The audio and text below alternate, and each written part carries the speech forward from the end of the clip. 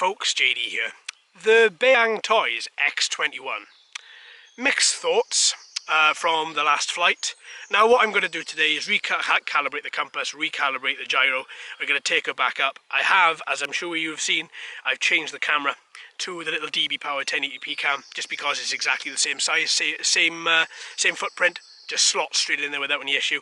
See exactly if we can get some nice footage from this, and also have a look at that flight again, because I don't know, I really wanted it to be more stable than what it was. So with this, folks, we're going to take her up, fly her around, see exactly how she does again.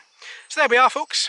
Let's get to it. Alright, so what I've done for the second is just calibrate it. I'm just waiting for more satellites. We've got 7 for the second, waiting till they get into double figures. It isn't that difficult for around here. We often get, there we are, 8. It often jumps up pretty quickly.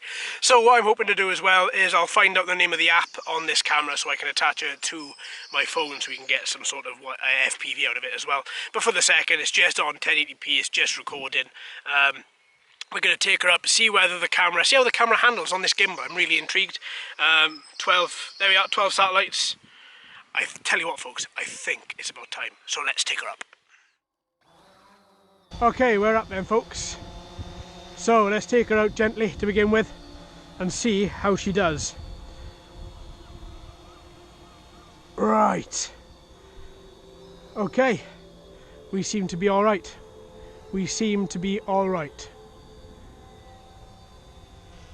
Let's move her around a bit. Then what I'm going to do is bring her down.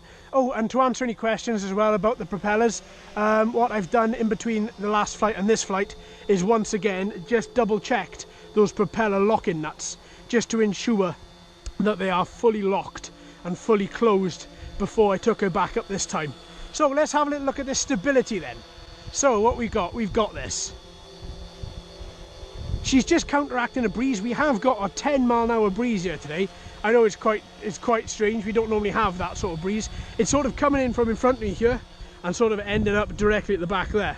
So yeah, as you can see, the grass is really sort of active, and the quad is just counteracting against that as well. So that in itself is all right. That's not too bad. So we've got ourselves quite a nice little bit of stability there. She's just counteracting, as I say, against that breeze. But all in all, I'm actually quite impressed with that. So the 10-mile-an-hour breeze is coming directly, I think, from sort of this sort of angle. So it'd be coming down over the left side, hitting the right, and sort of diagonally going across the quad. So you can see her obviously altering a little bit of altitude there, as well as fluctuating a little bit in her movements just to counteract. But all in all, I'm not seeing any whirlpool. I'm not seeing anything at all that makes me think that this is going to be an unstable flight. So with that, folks, what I'm going to do is we're going to take her up a little bit higher quickly and see exactly how she does. So far, she's pretty good. Pretty good. Right, already with a little bit of breeze, she's looking to be a little bit more stable in her hold. But what is she actually like in her flight? That is what we care about. Oh, there's quite a bit of movement when I turned her around then. Quite a bit of movement. If I turn her around again and just lay off the... Well, there we go, that was a lot better. Maybe it was a cross breeze, I'm not sure. But there was quite a bit of movement there with her. But all in all though, she is looking to be a lot more stable with the recalibration. Recalibrate the GPS, recalibrate the gyro, and she is looking a darn sight better in the air than she did the last time that we took her up.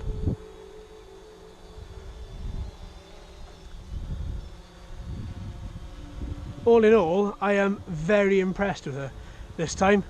But obviously, I'm not going very quick. I'm not sort of really pushing her as hard as I was last time. Maybe I should. Speed mode 2. Let's get her going.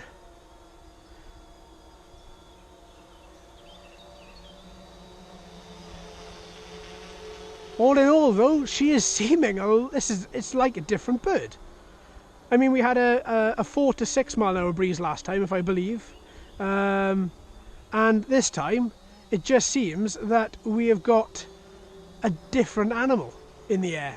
There's a little bit of wobble I'm noticing, pulling her out of certain corners. She isn't pulling out die straight. She is wobbling quite a bit, and I'm not banking her. If I was to bank her and then put her up straight, yeah. there's a lot of wobble there with that. If you bank her and then bring her around, yeah, she does wobble quite a lot. Oof, sure, that breeze against those propellers. Good God. I mean, I've taken up GPS quadcopters. I think my Phantom 3, when I had that, RIP, was, well, not RIP, it's being used by another loving soul. When I took that up, I think the most I took that up in was about 15 to 17 mile an hour winds, and for one of the comparisons I did, and that thing, do you know what, that was incredible. Okay, we did have a bit of altitude hold alteration, we did have a little bit of jiggle, a bit of jitter, but all in all, it was a very, very good quad. And it showed it, you know, it showed that as well, but obviously you're paying the money for that. This is a fraction of the price of the Phantom, and I think just because it is a fraction of the price doesn't necessarily mean it is going to be bad. It just means that there are going to be corners cut, possibly the materials used aren't going to be as expensive. But I've flown really cheap quads which have blown me away. Absolutely blown me away. Like that Ishin windmill, the optical flow quad that we had the other day, that cost 40 quid. And it's packed full of everything, and it can do exactly what it says on the tin. It's not just one of those things that it says, oh, we've got follow me mode, directional mode, and this, that and the other, and it barely does it. It does it all. The problem with that is the battery life doesn't last. So, swings and roundabouts. But, yeah, I think all in all, though, I'm quite impressed with it, this guy this time. It really does seem to be a lot better than the first time we took it up. First time we took it up, I tell you what, I was a bit dismayed, but this is why I said in that video we're going to take it up for a revisit, because I want to see exactly how this quad goes. I don't just want to fly it once and go, yeah, it's great, or no, it's terrible. I want to fly it a couple of times and get a feel for it, you know, the couple of times that I fly her.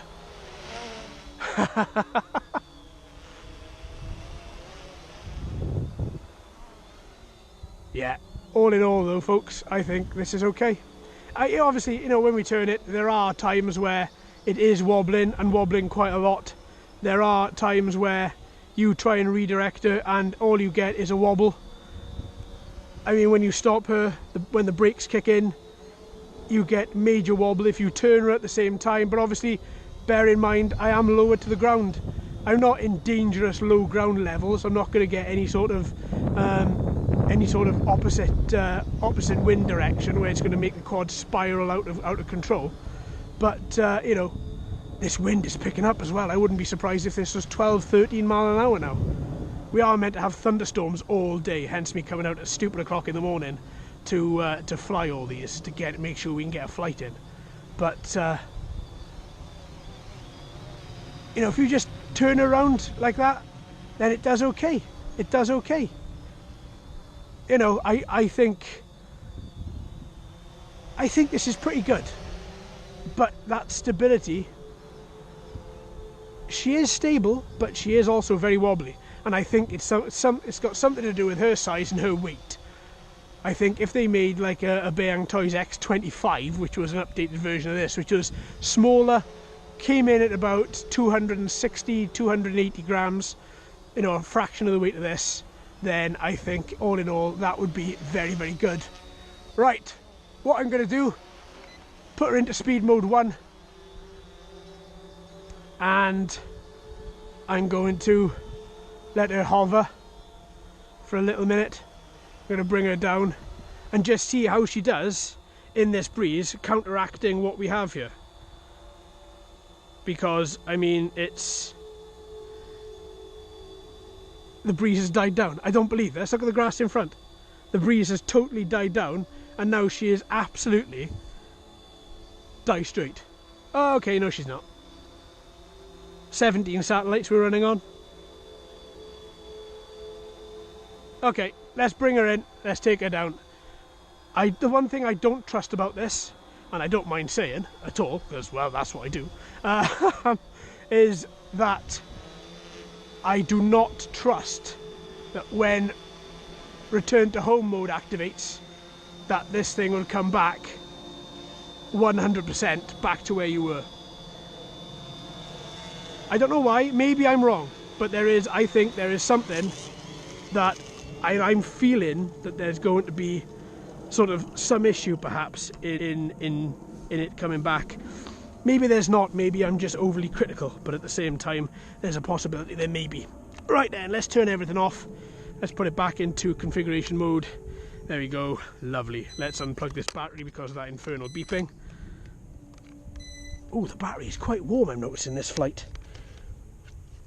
These motors, though, are cold. Stone cold. I'm not surprised. This breeze we've got coming in this direction, off into that direction, is going to cool everything down.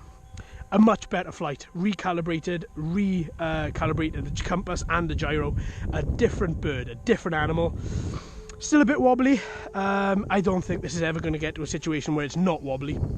But all in all, I did enjoy. I really did enjoy. I thought this was a good flight. We'll see whether anything came out in this camera. I haven't used that camera for a while, so if nothing came out, then nothing came out. But it's worth a try. It does fit in there beautifully. Now, that being said, I think, yeah, see, I'm torn. I really am. Because this is a good quad, I just don't think it's worth the money. I don't think it's worth that high sort of price bracket you're going to pay for it. So what I would say is if you're going to if you want to spend out on this, I would probably wait, see if they're going to bring out another updated model, and I would get another model, another GPS quadcopter, add an extra 40-50 quid on, get yourself like a high sort of bracket toy grade quadcopter, if you're going to toy grade slash hobbyist grade where you've got a good camera and you can take her around. I'd probably do that, folks. I'd probably just wait and get another one, if I'm honest. This is good, don't get me wrong, but it's the stability, and that's the problem. With a quad, I wanted to be either I want to be in charge of its stability or I want it to be die straight. It wasn't with this. Second flight was better, but I do think it's kind of hit and miss on the flights. This would be the second unhindered flight that I've had from it, and it was very good, but still there's a lot which is lacking. I'm hoping in an upgraded model they would have sorted that out. So there we are, folks. Thank you ever so much for watching and listening. I've been JD, you've been fantastic as always. If you haven't already, please like and subscribe. Hello and welcome to all the new subscribers. I hope you're enjoying the channel. So until next time, my friends, happy flying.